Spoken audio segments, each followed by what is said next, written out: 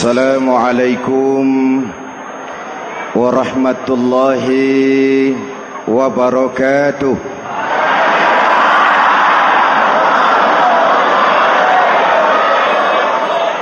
Alhamdulillahi rabbil alamin. Wassalatu wassalamu ala ashrafil mursalin Sayyidina wa maulana Muhammadin wa ala alihi wa sahbihi ajmain, amma ba'du. Para ulama yang saya muliakan, hadirin hadirat ma'asyiral muslimin yang saya cintai, banyak kita alami perubahan-perubahan yang terjadi, baik perubahan yang menyangkut sosial budaya, lebih-lebih yang menyangkut sosial politik. Yang tidak banyak mengalami perubahan adalah sosial ekonomi.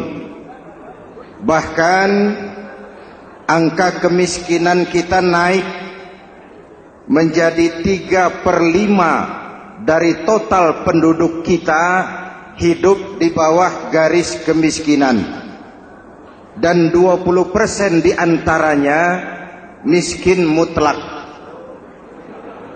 Perubahan-perubahan yang terjadi menyadarkan kita kepada kebenaran Al-Quran ketika Allah menyatakan wa tilkal ayyamu nudawiluha bainan nas.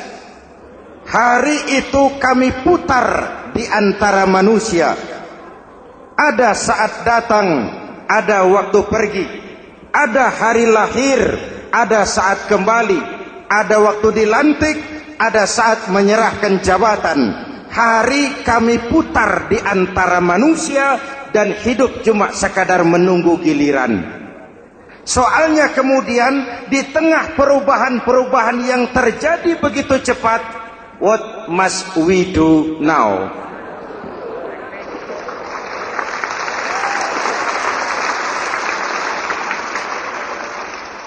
Saya juga nggak ngerti itu. Yang penting kan penampilan.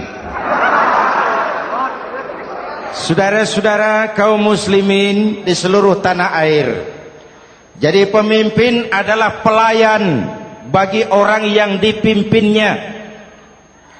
Okelah, perbaikan ekonomi, pembukaan lapangan kerja baru kita serahkan kepada pemerintah, karena kita percaya mereka orang-orang terpilih belaka yang dipilih dengan kepercayaan akan mampu membawa rakyat keluar dari kesulitan. Amin. Tugas kita sekarang di zaman susah meluruskan akidah. Jangan sampai mbah dukun yang naik ke permukaan. Betul? Islam misinya yang pertama membebaskan manusia dari kemusyrikan. 13 tahun Rasul berjuang di Makkah, menanamkan akidah, meluruskan keyakinan, membentuk iman. 13 tahun membebaskan manusia dari belenggu kemusyrikan. 13 tahun menanamkan la ilaha illallah Muhammadur Rasul dengan seluruh konsekuensinya. Kalau saya yakin tidak ada Tuhan selain Allah, saya tidak akan minta tolong kecuali hanya kepada Allah. Saya tidak akan pernah takut kecuali hanya kepada Allah. Saya tidak akan menggantungkan hidup kecuali hanya kepada Allah. Saya tidak akan minta rizki kecuali hanya kepada Allah. Saya tidak akan melarikan persoalan kecuali hanya kepada Allah. Kalau konsekuen dengan keyakinan ini, mbah dukun nggak dapat tempat.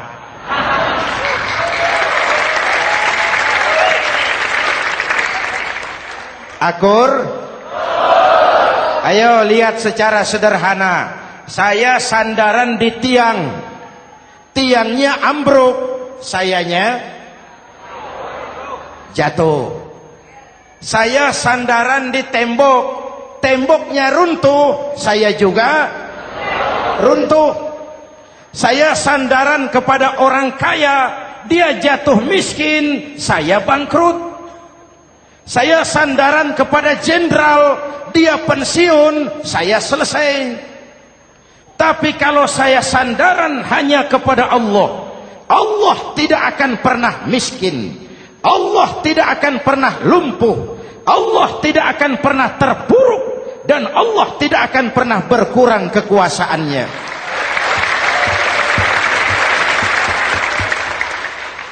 Maka umat Islam, sesulit apapun zaman yang kita hadapi, Allah juga tempat kita bersandar. Jelas? Selama ini kita iman dalam ucapan, tapi sekuler dalam perbuatan. Di masjid ada Allah, di kantor Allah tidak ada, maka korupsi merajalela.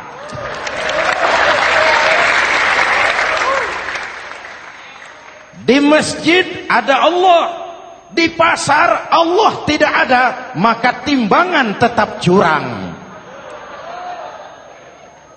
Kita iman dalam ucapan, tapi sekuler dalam perbuatan. Oleh karena itu, sesulit apapun zaman yang kita hadapi, iman jugalah pegangan kita. Allah juga tempat kita bersandar. Boleh zaman berubah, akidah jangan sampai goyah. Karena iman kita hidup, untuk iman kita berjuang, dan dalam iman kita ingin kembali menghadap Allah Subhanahu. Selama ini manusia Indonesia kita lebih banyak diisi otaknya, hati sering kosong, agama dangkal, akidah rapuh, moral rendah. Memang kemudian muncul banyak orang-orang pintar, cuma sayang tidak benar. Indonesia kita bangkrut, Indonesia kita terpuruk, Indonesia kita sakit parah kalau diurus orang yang cuma pintar tapi tidak benar. Kita perlu orang-orang pintar, tapi kita lebih perlu orang benar. Jelas? Kalau cuma pintar tapi tidak benar, itu yang sering saya sampaikan, nanti disuruh ngurus beras malah nimbun beras.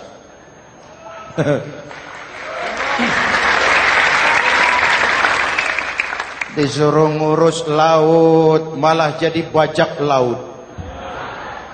Disuruh ngurus hutan rame-rame jadi orang hutan. Jutaan hektar hutan Indonesia kita ini merupakan kekayaan sumber daya alam kita yang harus digunakan bagi sebesar-besar kemaslahatan rakyat. Yang disuruh ngurus hukum malah bikin hukum seperti pisau, tajam ke bawah, tumpul ke atas. Jangan heran lalu di masyarakat muncul street justice, pengadilan jalanan, sebagai refleksi dari ketidakpuasan melihat sikap hukum yang sangat berpihak. Kalau yang kecil salah, hukum cepat-cepat ditegakkan.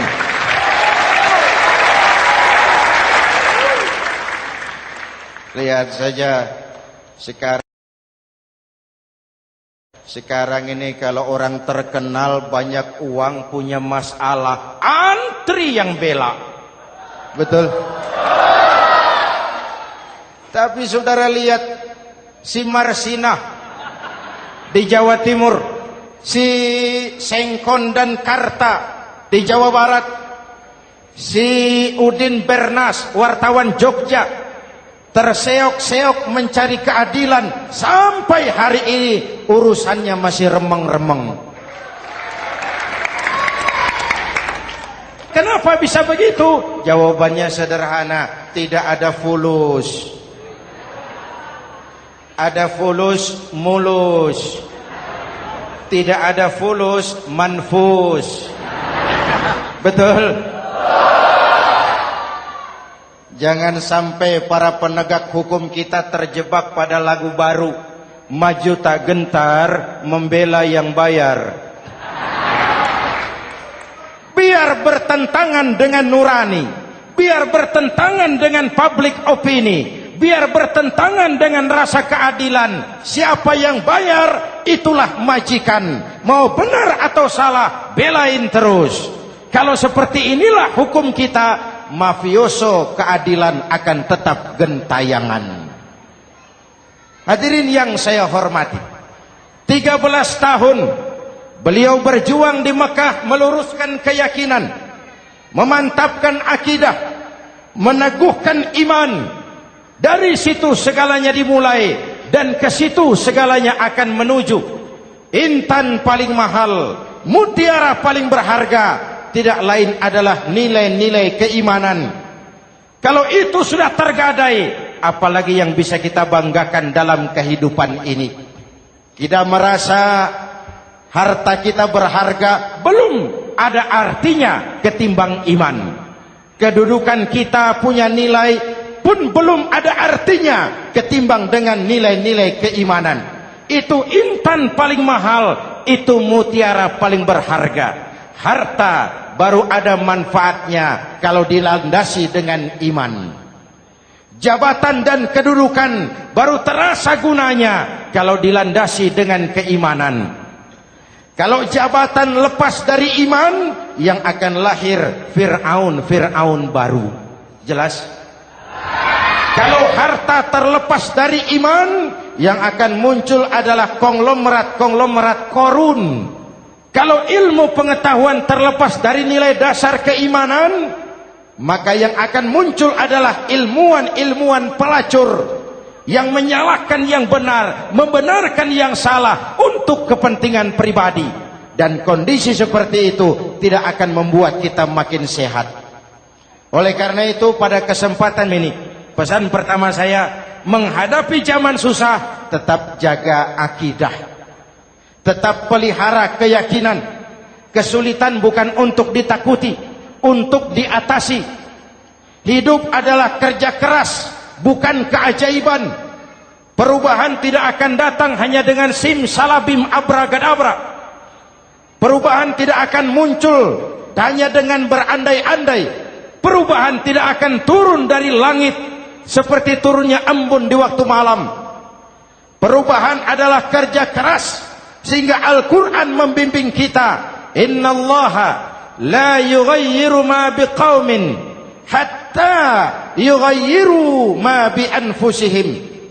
Allah tidak akan mengubah keadaan suatu bangsa kalau mereka tidak mau mengubah apa yang ada di dalam diri mereka. Yang ada di dalam diri itu rule of thinking, state of mind, cara kita berpikir, cara kita memandang kehidupan, cara kita mengatasi persoalan. Hadirin yang saya hormati, inilah iman. Berangkat dari ini kita menyadari, ini ujian buat kita rakyat. Dan kita rakyat Indonesia ini kalau sama susah sih sudah kenyang. Ya Pak? Ya Pak? Kita ini sebagai bangsa mengalami apa yang disebut oleh Bung Karno up and down, naik turun, timbul tenggelam, pasang surut. 350 tahun dijajah oleh Belanda, kita susah. Berangkat Belanda masuk Jepang, susah lagi. Pergi Jepang, datang nikah, susah lagi. Lalu kita merdeka, dirongrong oleh berbagai pemberontakan, susah lagi. Makan bulgur, antri minyak. Lalu PKI berontak, susah lagi. Muncul orde baru, lama-lama susah lagi. Orde baru selesai, naik reformasi, mulai repot nasi, susah lagi.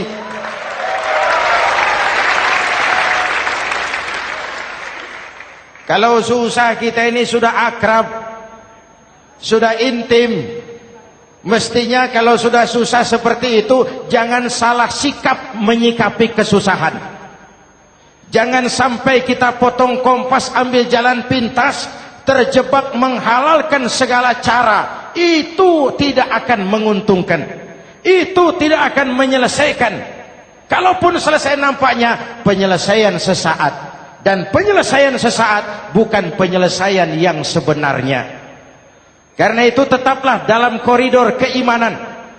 Boleh zaman berubah, akidah jangan sampai goyah.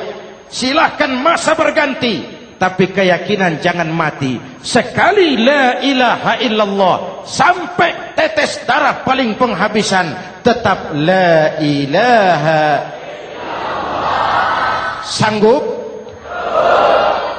3 orang. Sanggup? 21. Sanggup? Kalau sanggup kita harus konsekuen. Saudara-saudara di seluruh tanah air, misi yang kedua dari Islam setelah membebaskan manusia dari kemusyrikan, membebaskan manusia dari ras diskriminasi, mengikat manusia dengan tali akidah. Sebelum Islam datang, manusia dibedakan oleh warna kulit, manusia dibedakan oleh faktor keturunan, manusia dibedakan oleh faktor harta dan benda. Adalah Rasul yang mengajarkan, innallaha la yanzuru ila suwarikum wala ila amwalikum walakin yanzuru ila qulubikum wa a'malikum. Allah tidak melihat potonganmu, Allah tidak melihat hartamu. Yang Allah lihat itu adalah hatimu dan amal perbuatanmu. Jauh sebelum Amerika teriak-teriak membanggakan apa yang mereka sebut sebagai Declaration of Independence, Nabi sudah mengajarkan kepada kita semua, annas kulluhum li Adam wa Adam min turab la fadla li arabiyyin ala ujamiyyin illa bittaqwa. Seluruh manusia berasal dari Adam. Adam diciptakan dari tanah. Tidak ada kelebihan Arab dengan yang bukan Arab kecuali takwanya. Jauh sebelum Amerika mencanangkan bahwa semua manusia dilahirkan sama, that all men are created equal. Jauh sebelum itu Islam sudah membebaskan manusia dari ras diskriminasi. Apa dalam konteks kekinian menghadapi zaman susah tetap jaga kerukunan? Ya Pak, ya Bu, oi Bu.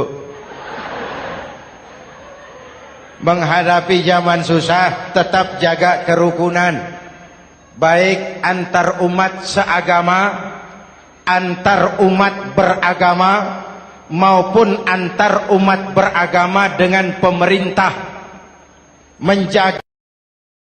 Menjaga kerukunan. Jangan saling sikat sikut di antara kita. Sebab kalau sudah rukun, saya ajak berhitung.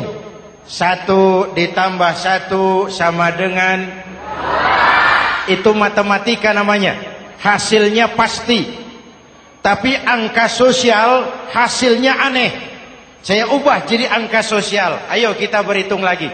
1 orang takut ditambah 1 orang takut sama dengan 2 orang setengah berani. Kenapa setengah berani? Karena sudah berdua. Tadi kan takut sendiri. Kalau sama-sama takut berkumpul jadi setengah berani.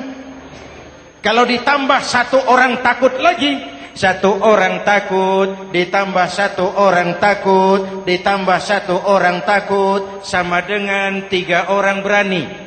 Kenapa jadi berani? Karena sudah bertiga. Kita yang lemah, kita yang marginal, kita yang dikucilkan, bahkan kita yang dilecehkan, kalau mau rukun kita akan kuat dan tidak bakal dipermainkan orang.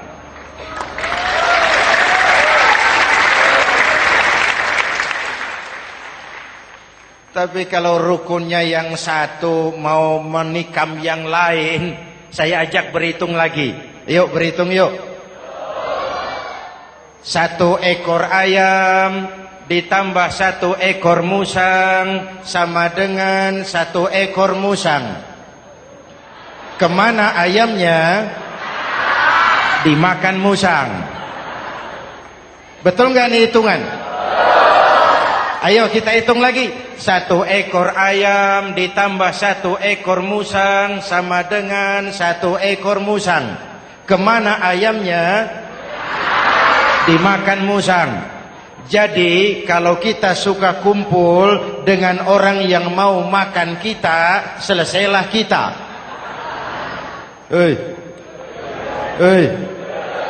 Maka kalau merasa kita ini ayam, yuk kumpul sama-sama ayam, pulang ke kandang ayam.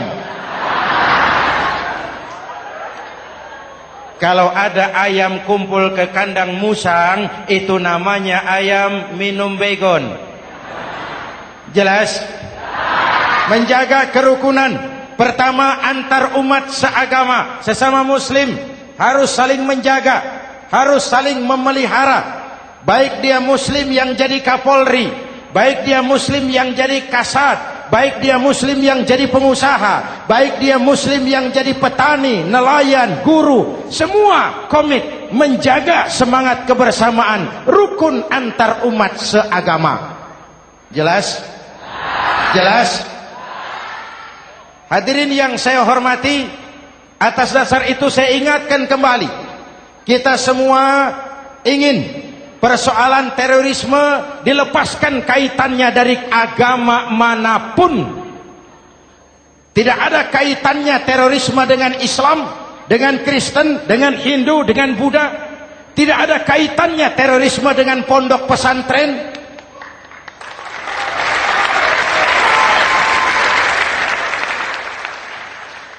Jangan sampai pesantren jadi kambing hitam. Karena sejak zaman penjajahan, pesantren sudah terbukti memberikan kontribusi bagi perjuangan memerdekakan rakyat Indonesia. Rukun antar umat seagama. Yang kedua, rukun antar umat beragama. Islam ini rahmatan lil.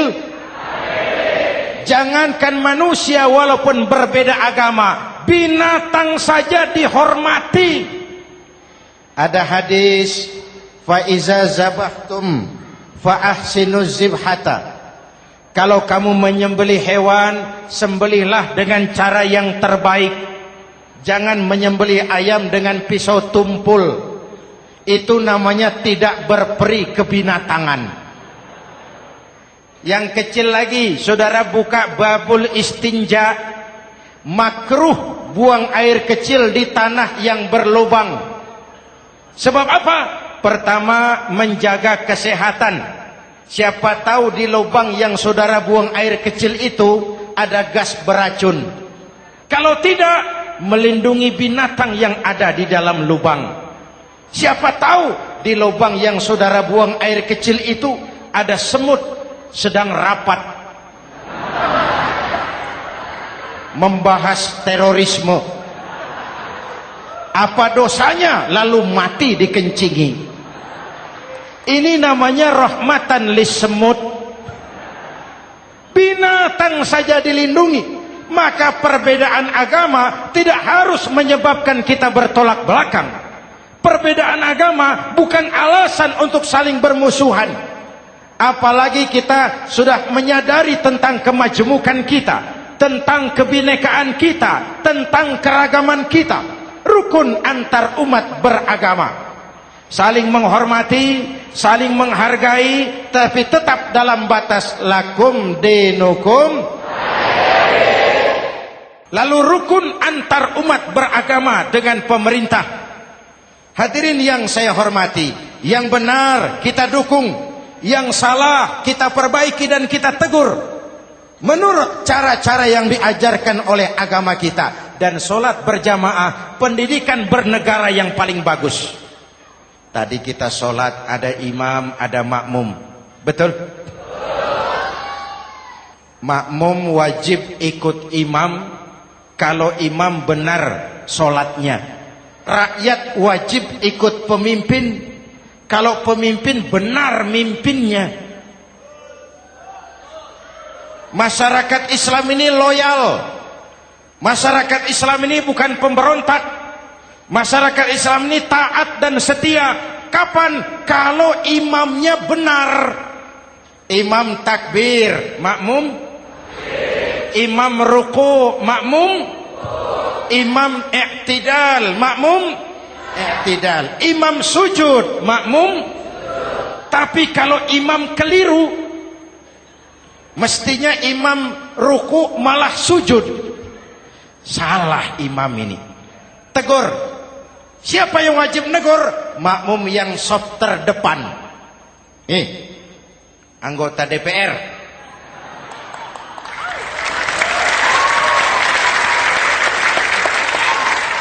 Ini wakil-wakil makmum ini. Saf di depan ini. Kalau imam keliru mereka paling tahu. Ngomong. Tegur. Bagaimana negurnya? Ada aturan main. Mestinya ruku, imam sujud. Salah ini imam. Subhanallah. Kan begitu negurnya. Betul? Tidak boleh juga imam keliru, makmum emosi. Main pegang. Weh, makmum salah. Hoi, hoi. Kacau sholat. Betul? Anggota dewan ini, saf di depan. Itu kalau imam keliru. Satu saat imam buang angin. Namanya manusia bisa buang angin toh. Apa makmum lalu berkata, demi kesetiaan saya kepada imam, imam buang angin, saya lebih keras lagi. Itu namanya fanatisme buta, loyalitas yang goblok. Imam buang angin, minggir. Iyyaka na'budu wa iyyaka nasta'in. Sampai situ imam buang angin, minggir imam. Lalu saf yang di depan maju. Tidak usah bikin solat baru, teruskan pekerjaan imam. Ihdinas siratal mustaqim. Teruskan. Kenapa? Kalau bikin solat baru lagi, nanti buang angin lagi. Bikin lagi solat. Kapan selesainya solat? Kapan selesainya membangun negara ini? Yang penting imam tahu diri, buang angin, minggir.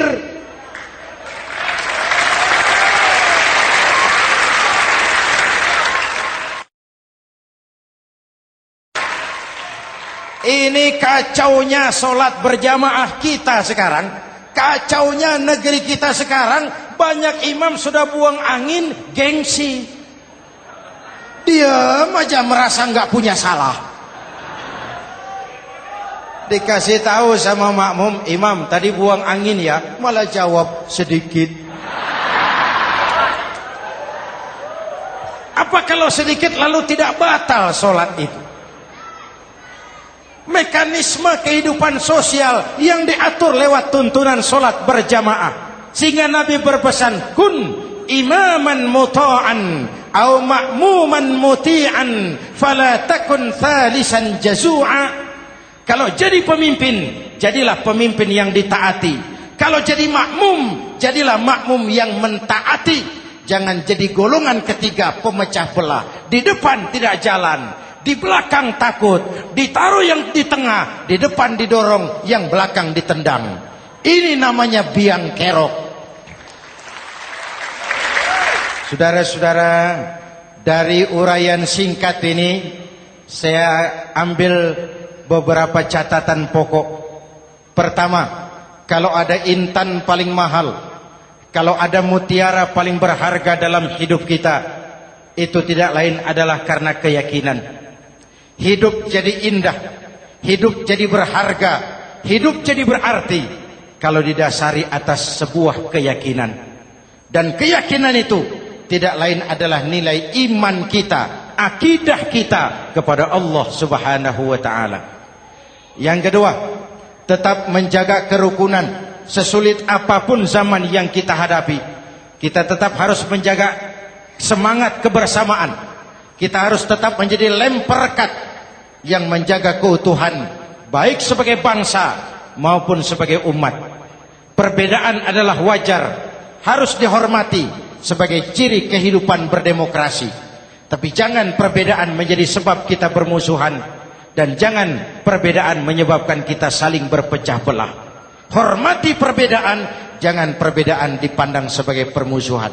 Dengan akidah yang kuat dan kebersamaan yang kokoh, ayo kita hadapi kesulitan, kita atasi kesulitan, dan dengan kerja keras untuk menyongsong hari esok yang lebih pasti.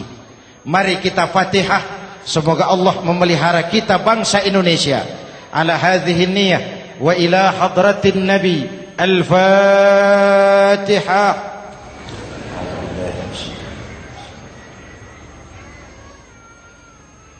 Iyyaka na'budu wa iyyaka nasta'in. Ihdinas siratal mustaqim. Siratal ladzina an'amta 'alaihim.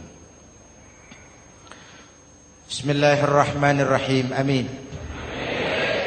Alhamdulillahi rabbil alamin. Allahumma salli wa sallim wa barik ala sayyidina Muhammadin wa ala alihi wa sahbihi ajma'in. Allahumma rabbana taqabbal minna salatana wa siyamana wa qiyamana wa takhassu'ana wa ta'abbudana wa tammim taksirana ya arhamar rahimin. Allahumma aslih man fi salahihi salahul muslimin. Allahumma ahlik man fi halakihi salahul muslimin. Allahumma rabbana la tu'akhizna in nasina aw akhtana. Rabbana wa la tahmil alaina isran kama hamaltahu ala alladhina min qablina. Rabbana wa la tuhammilna ma la taqata lana bih wa'fu 'anna waghfir lana warhamna anta maulana fansurna 'alal qaumil kafirin. Allahumma ij'alna minas su'ada'il maqbulin wa la taj'alna minal ashqiya'il mardudin. Afdalu ma qultuhu ana wan nabiyyuna min qabli. La ilaha illallah.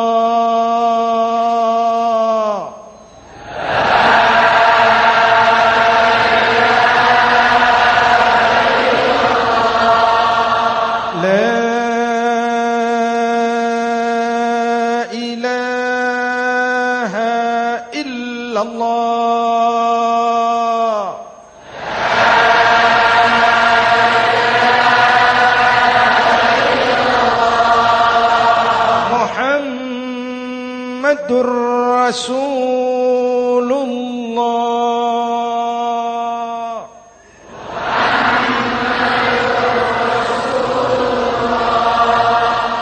sallallahu alaihi wa alihi wa sallam. Kalimatu haqqin 'alaiha nahya wa 'alaiha namut wa 'alaiha wa biha nub'atsu insyaallah minal aminin minal aminin minal aminin rahmatika ya arhamar rahimin. Sallallahu ala sayyidina Muhammad wa ala alihi wa sahbihi ajma'in. Ana rabbika rabbil izzati amma yasifun. Salamun alal mursalin. Walhamdulillahi rabbil alamin. Jumpa lagi di lain kesempatan insyaallah. Wassalamualaikum warahmatullahi wabarakatuh.